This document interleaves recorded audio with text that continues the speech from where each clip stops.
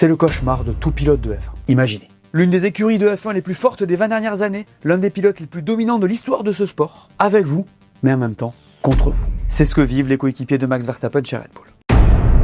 Encore un qui a pas fait long feu, et le premier qu'on a vraiment fait sauter prématurément dans l'histoire de cette équipe. Pour la remise en contexte, Pierre à l'époque il sort d'une saison très correcte avec Toro Rosso, sa première saison complète en Formule. En cours de saison, on apprend la sortie de Daniel Ricciardo en fin d'année, et Red Bull décide donc de lui donner une chance dans sa voiture. Là on se dit mais incroyable, un Français dans un top team, énorme. Red Bull avait gagné 4 grands prix en 2018, 2 avec Ricciardo, 2 avec Max. À tout moment on va avoir ne serait-ce qu'un Français sur le podium. Et ben non, ça commence hyper mal pour Pierre qui casse la voiture dès les essais de pré-saison. Pour Pierre ça passe super mal en interne, déjà. Ensuite, il retrouve les mêmes soucis que ce qu'on peut voir aujourd'hui, à une autre époque évidemment. Pierre, il a 5 dixièmes de max en moyenne sur la demi-saison, il n'arrive pas à faire fonctionner la voiture, Red Bull commence à s'inquiéter de ses performances. À l'été, il décide de le remplacer par Albon et de le faire retourner chez Toro Rosso. Là encore une fois, il y a un pattern, sauf que dans son cas, c'est la première fois. On a un pilote qui s'en sort très bien dans la petite sœur, qui arrive chez Red Bull, qui se fait détruire par Max et par l'équipe, et qui sort par la petite porte pour retourner à Faenza et se reconstruire. Et encore une fois, dans le cas de Pierre, comme Albon en soi, on ne lui donne pas assez de temps. Comment veux-tu juger un mec après 12 Grands Prix? C'est une dinguerie, d'ailleurs c'est pire qu'Albon. Certains parlent de 3 saisons pour qu'un pilote soit jugeable dans une équipe. Chez eux, on est sur une demi-saison. Donc évidemment que l'équipe a une responsabilité. Ce qui est vrai dans le cas de Pierre, par contre, et c'est cool, c'est que c'est suffisamment tôt pour qu'il puisse se reconstruire et rebondir. 2020 et 2021, c'est probablement ses meilleures saisons à F1.